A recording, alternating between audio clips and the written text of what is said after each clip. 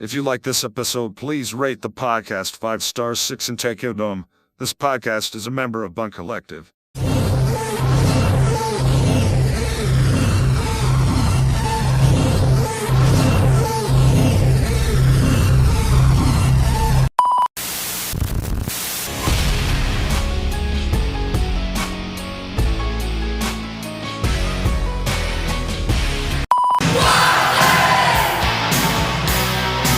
You make my heart sing. You make everything groovy. Come on, wild thing. Welcome to your unfiltered Tagalog Wrestling Podcast. And this is the MTV Show Podcast, a wrestling podcast.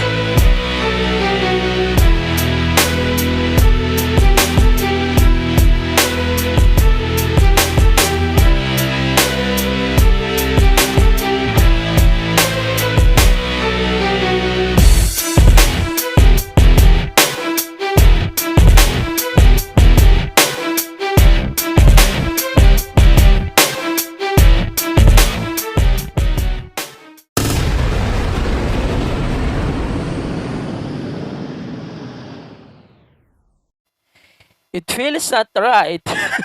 Pero I need to hold my fucking microphone just for this fuck's sake. And let's start the whole thing. It's Thursday.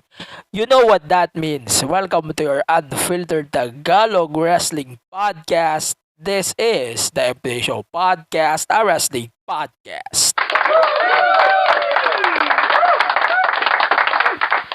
I said MNG Show.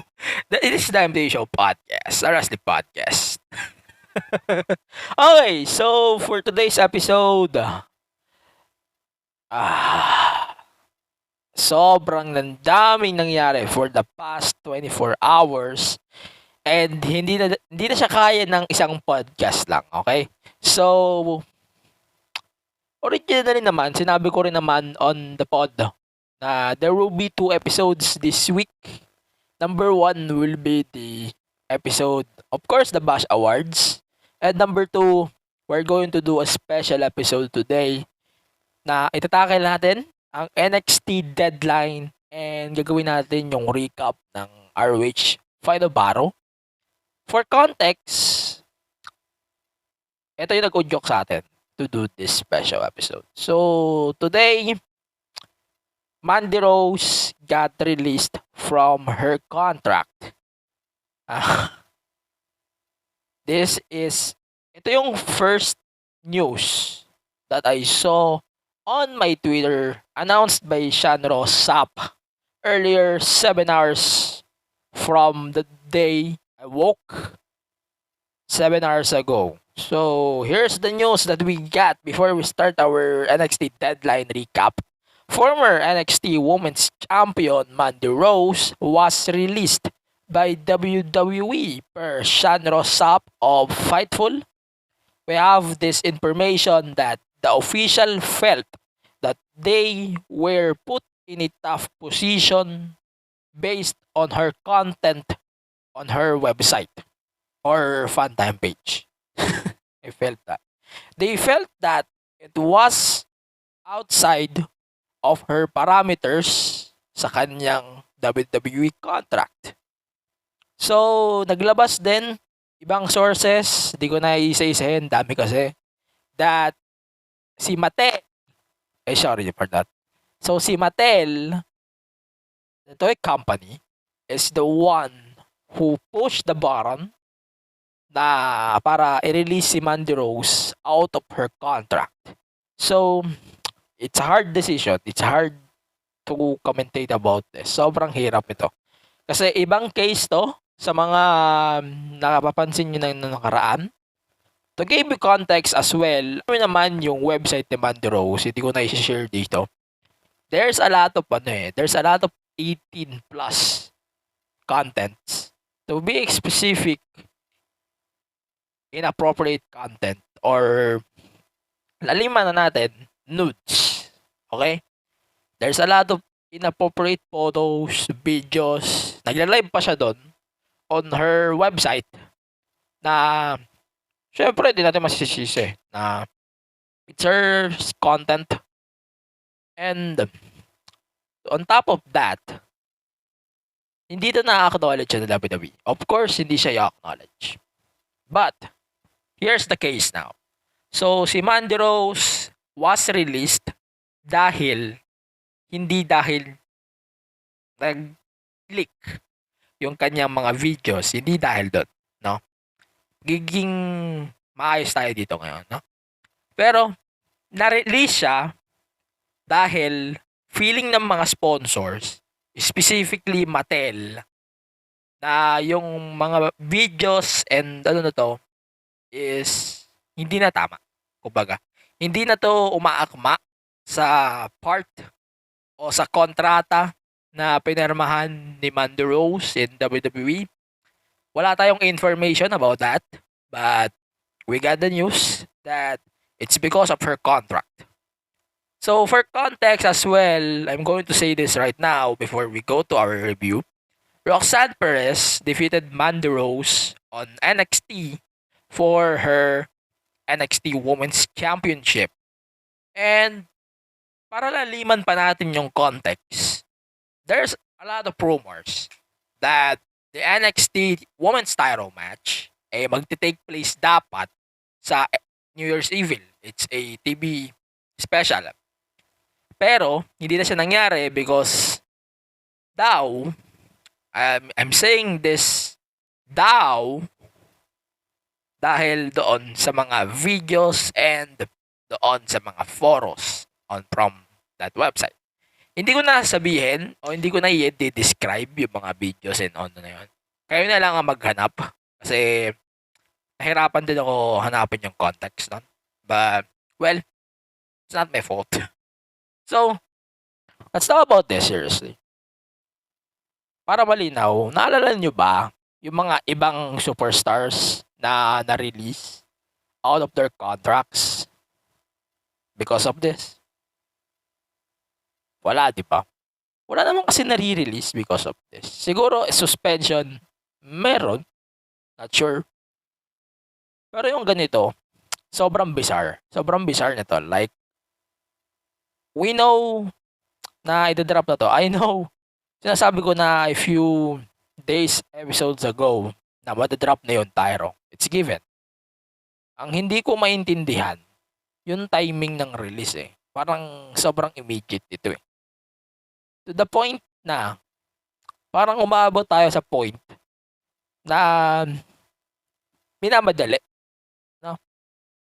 Umabot tayo sa punto na madaling madali yung mga nangyayari. Ayoko naman sabihin o ayoko rin sabihin na ayan, kakagawa mo ng ganyang content. Kaya ka nasisipay. Mali yun. It's her hustle. We don't blame that. Okay? We, of course, i-blame natin ito sa mga nag-leak nun.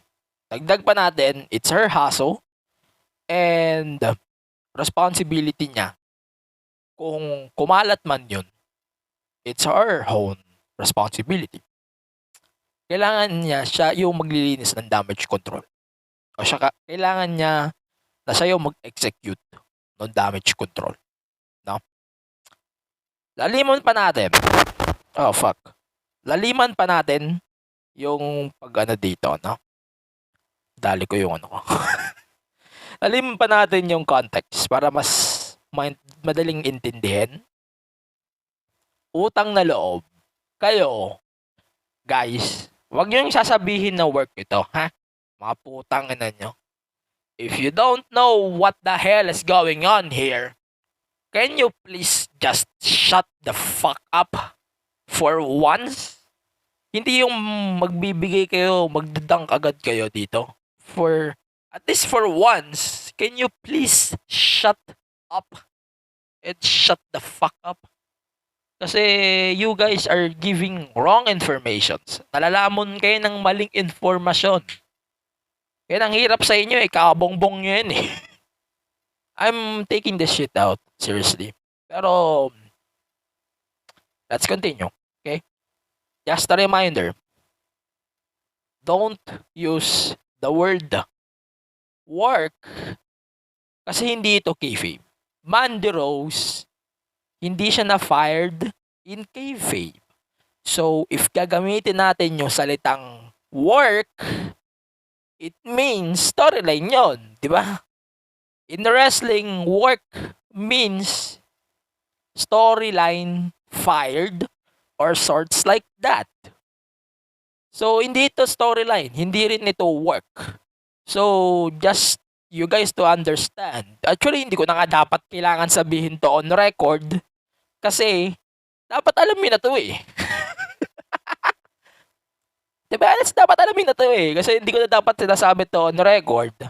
Pero kailangan ko sabihin na work is different from released or legitimate released. Different yon. Sobrang laking pagkaiba nun. I-google mo pa. Kung ano yung term ng work sa wrestling, i-google mo yon. Sobrang different nun dito sa nangyayari na ito. Sobrang lala ng nangyayari na to. To be honest, ayoko na sanang idunk to. Ayoko na sanang ibigyan ng interpretation. Pero kailangan natin to bigyan because it's part of the main headlines dito, no? And para lang mas ma-realize nyo mabuti na we're giving you the point of views, of course, two sides, no? Two sides to. Two sides lagi ang binibigay natin.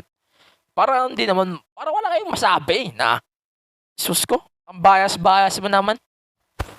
Bias-bias mo naman masyado. Di na kami makikinig sa'yo. Di ba nakakagago? Going back. So, balik na tayo kay Mandy. We're going to talk about the part. No? According to, hindi ko matanda kung saan source ito. Pero, Fight for Online, F4W Online, as far as I know. Ito yung kay Dave Meltzer.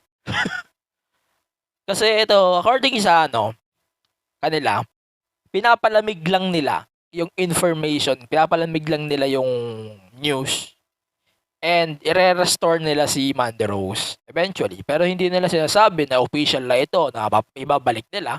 Hindi nila sinabi. Ang sinabi lang nila, papalamigin lang nila yung info or yung news or tong scandal to, kung man tawagin nyo dito. They're planning to restore Mandy Rose back to the company. And, syempre, para lumalim pa ang context, ibabalik nila si Mandy. Sa madaling sabi, ipupush, o dadalhin na siya sa main roster. Yan. Mas madaling explanation, mas madaling unawain. Pero, syempre, sa ibang mga wrestling fans dyan, hindi nyo mauunawaan yung mga term na yun. No? I'm not gatekeeping you people. Understand the context. Bago kayo pumutak dyan ng kayfabe o kaya work, tangina. Ulitin ko na naman to. Dapat hindi ko na talaga sinasabi to eh. Pero unawain nyo sana yung terms na ginagamit nyo dito. No? Unawain nyo yun. Kasi kung hindi nyo uunawain yung mga terms na ginagamit nyo, tangina, umayos naman kayo. You guys are giving up or giving information. Like, for fuck's sake, man. Nagbibigay kayo ng impormasyon. Ayusin nyo. O gamitin nyo ng tama yung nakukuha nyong info. No? Huwag kayong gagamit ng maling word or symphony para lang may describe yung situations. Going back. Ito lang nga sa akin dito. Gusto ko mag-conclude na I hope na mabalik si Mandy Rose sa WWE. They need to fix this thing up as soon as possible para she doesn't deserve this. Hindi niya deserve to. Hindi niya kasalanan na kumalat yon. Of course, hindi niya kasalanan din na nagpo-post siya ng gano'n. Para lang malinaw, no? Maraming mga na-release o mga dating superstar, I'm not going to drop names a lot. Marami 'yon basta. Maraming mga names na naggawa rin ng ganyan.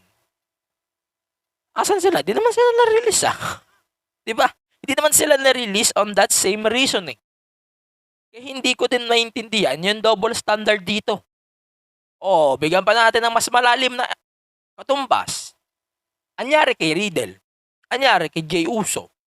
O anyari pa sa iba na na-release na mas malalim pa ang dahilan. Napupush? Give it a break. You guys suck. Alam mo yun, parang nagkakaroon tayo ng double standard dito eh. The more you guys giving it bad, the more na nagbibigay kayo ng maling judgment o kaya ng maling hatol, lumalalim at lumalalim eh. Diba? Kaya nga itong ginawa ng Mattel, hindi natin masisisi kung sila yung nag-push ng buton or they're pulling the strings para ma-release si Mandy Rose.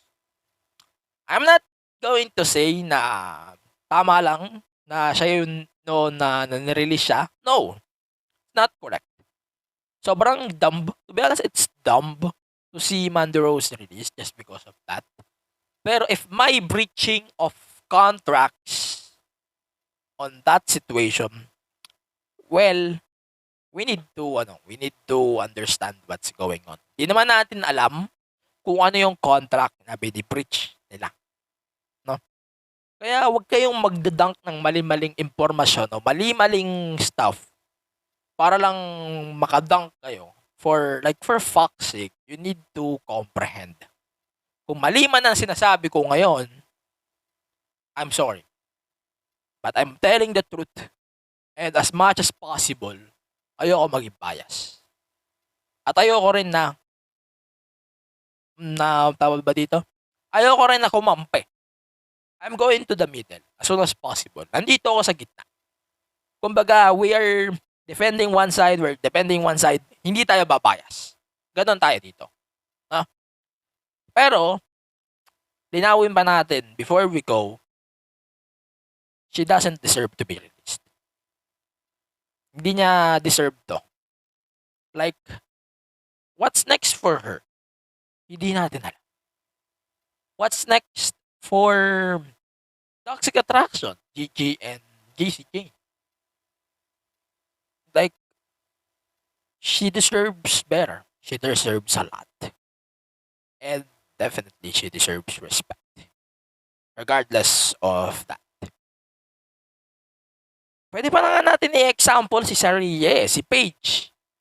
Anong ginawa nila kay Paige? Masyadong masyadong double standard yung ginawa nila eh. Diba? See?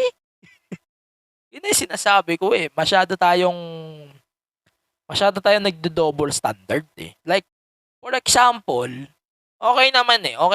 I-release nyo if there's a big reason. Okay, fine. Pero yung masyado tayo nagdadaan-daan dyan sa mga double standard na yan, doon tayo mali. Doon tayo magkakaroon ng diskusyon. At siguradong hindi nyo maintindihan. Kahit bata, kailangan din unawain yun. Na, yes, there's a contract that they need to follow.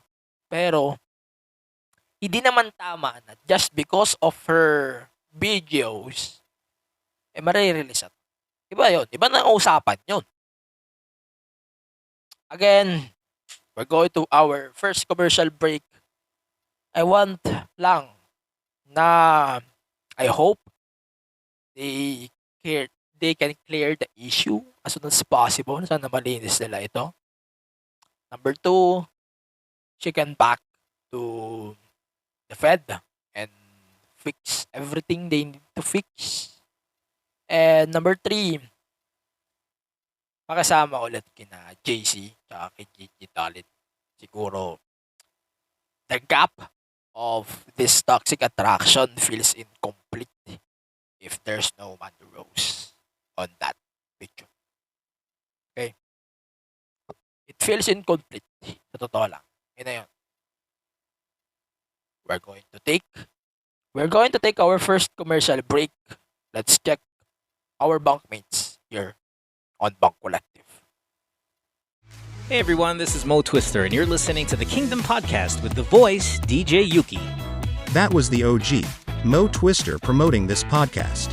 If you like Korean pop culture, or know someone who does, then get into it, and visit our Facebook, Twitter and Instagram pages at the Kingdom Pod PH. We're proud to tell you that this is one of the premier shows to go to for your weekly dose of K-pop. So drop everything and listen to the Kingdom Podcast. Available in all your podcast streaming platforms. Join us! Bakit mabaho ang utot? Lulubog na ba ang Pilipinas? Mahihayin ba ang makaya? Bakit bumabagyo sa Pinas? Mga katanungang bumabagabag sa kaisipan ni Juan, halika, bigyan natin ng mga siyentipikong kasagutan. Ito ang inyong gurong lakan mula sa Bulacan, Sir Red. At ito ang Hainay na Tagham The Podcast Year 2. Pakinggan sa lahat ng major podcast streaming platforms. Tara, matuto, magsaliksik, magkaroon ng dagdag na kaalaman. Haynayan, magpakailanman. Okay, welcome back to the podcast.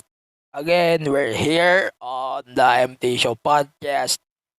Tomorrow is the Bash Awards episode, the final episode of the year.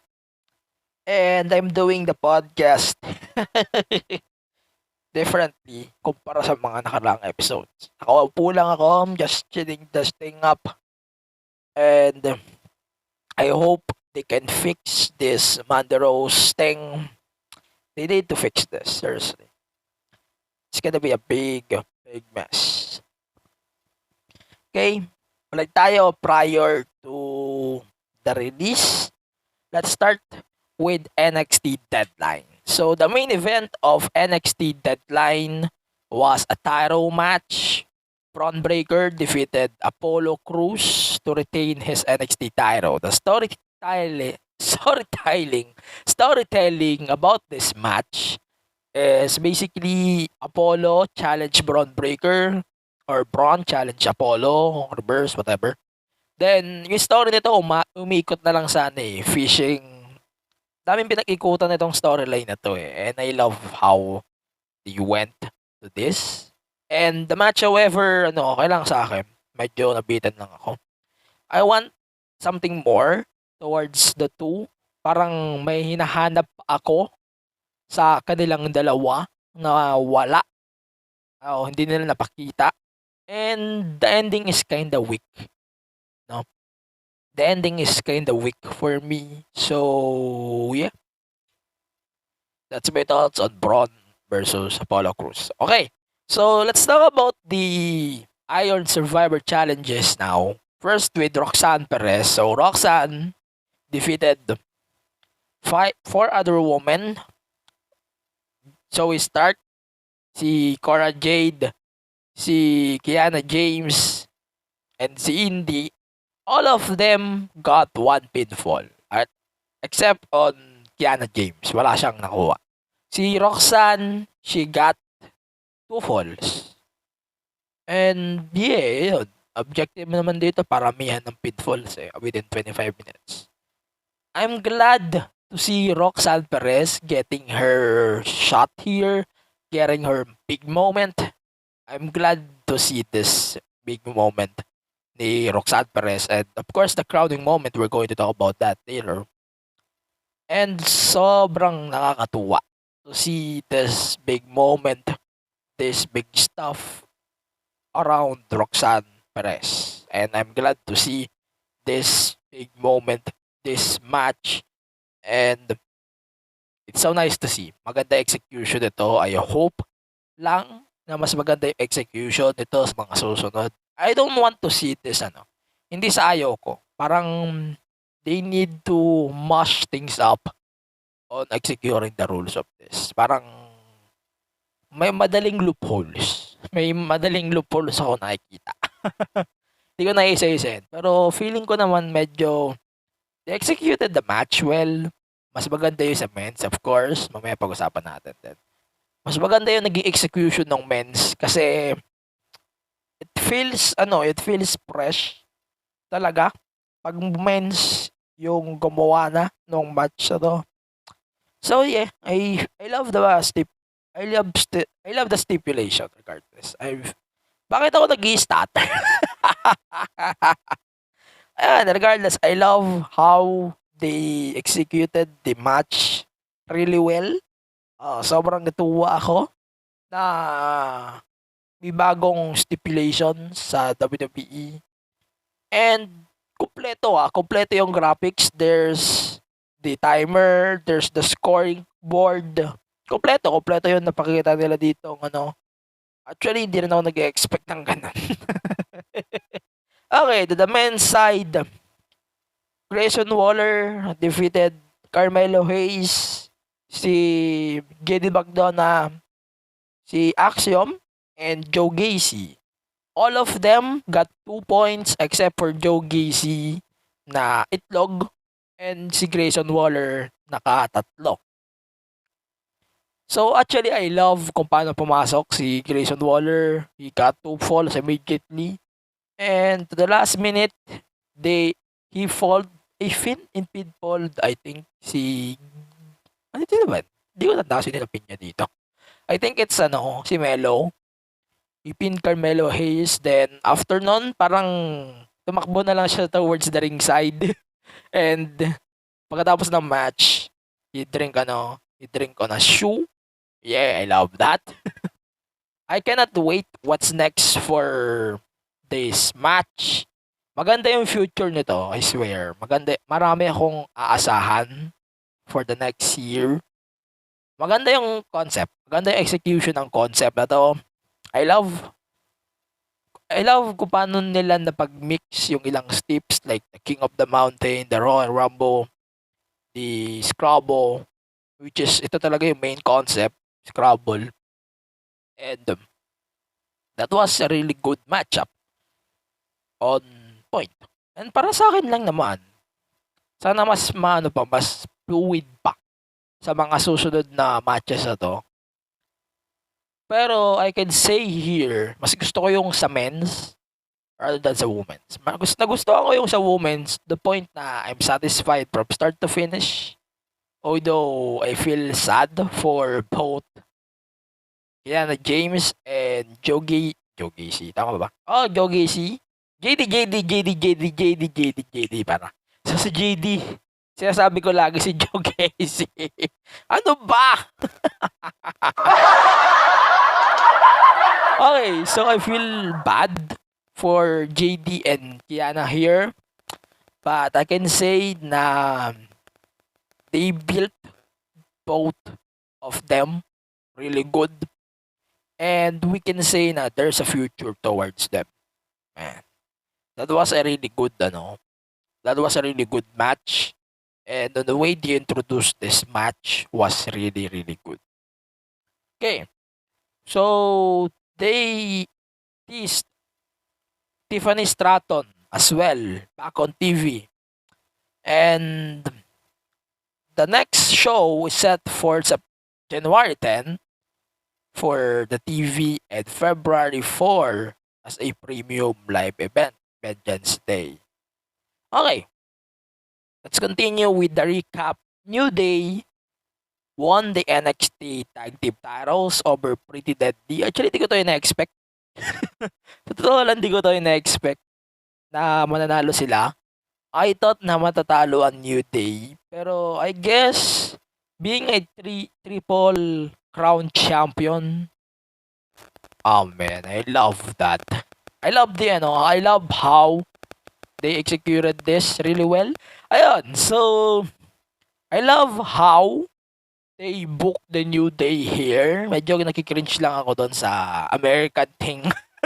But it's understandable kasi they're feuding Aussies ba? UK, UK, ano ba tawang term dito? At sinasabi ko kasi mali Aussie ako ng Aussie. Ano ba? This is not for me today. Okay, British. Tangin na naman. Okay, at least may natututunan tayo everyday, no? Okay, so on yesterday's episode of NXT, as far as I know, Briggs and Jensen got a NXT tag team title shot by doing a proclamation of the flag of the USA. Nag-cringe ako doon, but it's a kind of fun. That was a fun segment by the New Day. I love it. I'm going to discuss more tomorrow on the Bash Awards pod. Then Isla Dawn defeated Alba Fire. It's given for me because it's her debut. Yeah, let's talk about what happened next day. Roxanne Perez defeated Mandy Rose for the NXT Women's Championship. Yep, she called Mandy Rose out. Ade. So, nag-celebrate si Grayson Waller and si Roxanne Perez on the ring. Then, diba chinase ni Braun Breaker si Grayson Waller. Then, Roxanne Perez got attacked by Mandy Rose, and after nun makalayo ni Mandy, tumawag si Roxanne. So, do you think you are the baddest bitch in NXT? And ba't pa daw mag-aantay ng New Year's Evil if you can put the title on the line tonight? So, parang it feels so good to me na on that episode pa lang, alam ko nang ganito yung mangyayari. alam ko na yung mangyayari. Kasi today, on that episode was the final episode of NXT with the live crowd, no? O yung live episode. Next 2 weeks, pre-taped ang NXT. As far as I know. 2 episodes will be pre-taped on Thursday. Then, yun na yun. Parang magtitape na sila Wednesday and Thursday for 2 shows. And, yun na, holiday breakdown. So, yeah. So, on the match itself, I'm okay with Roxanne getting the win. Pero, I'm going to say this right now. Can we please get a new finisher for Roxanne Perez? Kasi Pop Rocks is kinda weak for a finisher. No offense to the wrestlers, yung mga wrestlers na kilala ko. But Pop Rocks is kinda weak for a finisher. Gaya nung hindi naman siya umaabot sa knockout punch levels like Lacey Evans. Pero I feel parang sobrang weak talaga nung Pop Rocks.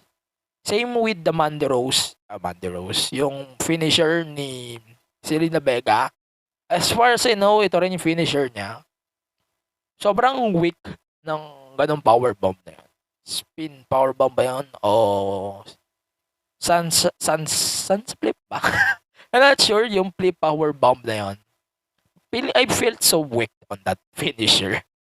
But yeah, regardless, Mandy Rose, the reign was ended in 413 days. Shayna Baszler in 416. Asuka is still the longest reigning champion, 522 days. Yeah, that's life. Okay, let's continue with final battle. Mamaya natin sabihin ang scores ng sabay before we end. So, ROH final battle. I'm not going to do a review of the whole pay-per-view. Let's do the recap na lang, shall we? So, Claudio Castagnoli defeated Chris Jericho 17 minutes and 15 seconds for the ROH World title. That was a fun match. I'm sports entertained at least.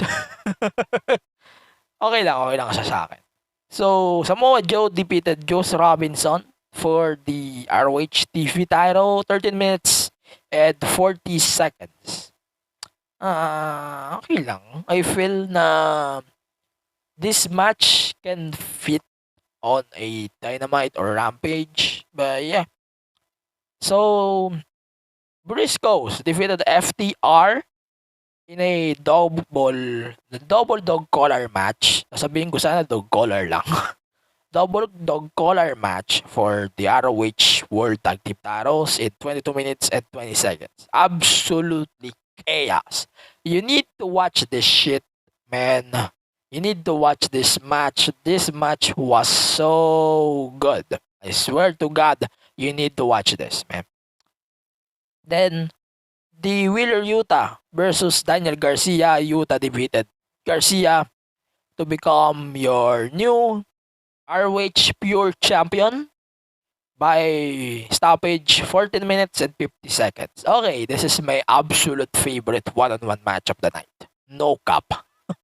Then, the Embassy defeated Dalton Caso and the boys in a ROH 6-man tag world titles in 10 minutes and 5 seconds. Okay, I'm good with this. New champions. At least may titles na si Prince Nana. I'm good with that. Swerve in Our Glory defeated Shane Taylor Productions in 13 minutes and 50 seconds. Then, during the match, nag-walk out si Swerve. Then, on Dynamite, as far as I know, they announced na there will be a talks next week on Dynamite. But this time, they're going to talk as associates na lang. Hindi na friends or whatever. Parang they're slowly teasing that Swerve will turn on Keith Lee eventually down the line. Athena defeated Mercedes Martinez for the ROH World Women's Championship, 13 minutes and 10 seconds. I'm good on this, I guess. I'm good on this. I'm good. Then, Blake Christian and AR Fox defeated Rush and Realistico in 10 minutes and 35 seconds. I felt sleep on this. Nakatulog ako dito. Sorry about that. Nakatulog ako dito sa match na to. But yeah, that was a fun ROH final battle. And ang nirate ko lang na matches is this. Okay? So, ROH World Title is 3 out of 5. The dog collar, man, that was amazing. 5 over 5. The Wheeler Yuta versus Daniel Garcia match, 4.5 over 5. Man, absolutely my favorite one-on-one match of the night. Then, NXT Deadline. The Women's Iron Survivor Challenge, 4 out of 5. The Isla Dawn versus Alba Fire, 3 out of 5. NXT Tag Team Titles, 3.5. The Men's Iron Survivor Challenge is 4.5. And the NXT title is 3. Okay? I'm not going to mention the scores tomorrow on the Bash Awards. Then, yeah. That was a fun. Ito, sabihin ko lang. Both of the shows are good. But on paper, mas nasatisfy ako on the happening sa NXT Deadline. The matches, some matches ng ROH Final Battle was so brutal. Sobrang aga kasi. Pero sobrang aga, kaya medyo may feeling ako na medyo magpapass out ako. Buti na pinanood ko siya ng hindi live. So, it's good for me, I guess. Then, ano pa ba? Nag-pause ako a little bit. Tapos, eto. So, concern ko lang naman, wala naman akong iko-concern regardless on the pay-per-views. Siguro lang, sana ganito na rin yung gawing suit ni AEW when it comes to their pay-per-views since mas nagwo-workout sa kanila yung ganitong setup like 4-hour pay-per-views plus the 0-hour. Sobrang paguran nun, men. Sana ganito na lang din yung gawin nila sa mga AEW pay-per-views. Like 3 hours is enough. Then 1 hour pa for the 0 hour, it's enough na. Kasi yung gagawin nila, papagurin nila yung audience. Hindi na parang papagurin na lang nila yung audience sa maling paraan. Kaya para sa akin, itong mga ROH events, mas okay yung nagiging approach nila towards the pay-per-view thing rather than the WWE. NXT o kaya sa minsan sa mga AEW pay-per-views. Anyways, let's continue with some news before we go. So, according to Tony Khan, so in-announce na ulit na mabubuhay na ulit yung Honor Club as a independent independent na streaming platform. You can subscribe to Honor Club as low as $9.99. Ayun, parang lang siyang WWE Network. Parang nakaseparate siya sa AEW content. Kaya yung mga bibili nito, para lang talaga to sa mga solid na ROH supporters since kompleto yung library nito. Pero for me, it's a bad market. Like, pagsamahin nyo na lang yung AEW at ROH. Mas okay siguro yun. Kasi according to Tony Khan himself, isasama niya rin dito yung pangilang-ilan na library from New Japan. And I don't know, it's a pro or con.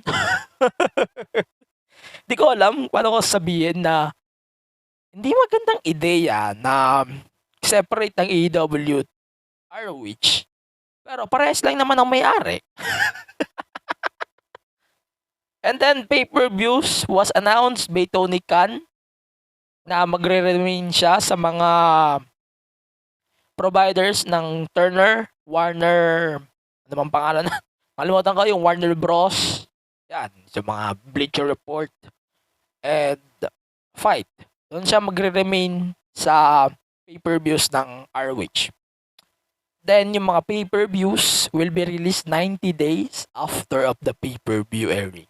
So, money talks. Let me know your thoughts about the NXT deadline, the Mandy Rose release, also the ROH Final Battle, and this information about the new ROH streaming platform. Let me know on the podcast platforms as we get the fuck out of here, as we are going to remind you that tomorrow is another day we are going to have our final episode of the year, the Bash Awards 2022, as we give back to our subscribers, of course, listeners, and of course to our friends who been part of the podcast since 2022. So, for that, let me remind you of all of the stuff that we are having right now. So, follow us on all of the socials at the MD Show Pod. Don't forget to subscribe, of course, youtube.com/the MTG Show Pod. Yun, siyempre sa ganknow.com/the MTG Show Pod. Namamas ko na ako agad. If you want to give, then there's the opportunity. Ganknow.com/the MTG Show Pod. Libre yun. No? Pwede rin kayo mabigay sa GCash, via GCash on Gank. As low as $1, man. You can support the podcast on Gunk by supporting us here on the podcast. For more podcasts, visit our website, thebunkph.com. You can support us on the Bunk Collective on Facebook, Twitter, Instagram, Twitch, and on TikTok at the Bunk PH. You can join our Discord community, the Bunk PH or dsc.gg/bunk. The podcast is available on Spotify, Apple Podcasts, Google Podcasts, and the rest of the podcast platforms. All of the links is available on linktr.ee/the MTV Show Podcast, Twitter, Instagram, at AGPenera. And please support our local scene. MWF Noche Buena will be released next week. Start by part. So I hope you all can support our local wrestling scene. And of course, FPW next year if magkakaroon na ulit ng shows. So FPW, we support them as well. We'll see you tomorrow for the final episode of the year, the Bash Awards 2022. And for then, stay safe, stay raso. See you tomorrow for the final episode of the year. Peace out. Ayos na yung disaster dito. Alright, bye-bye.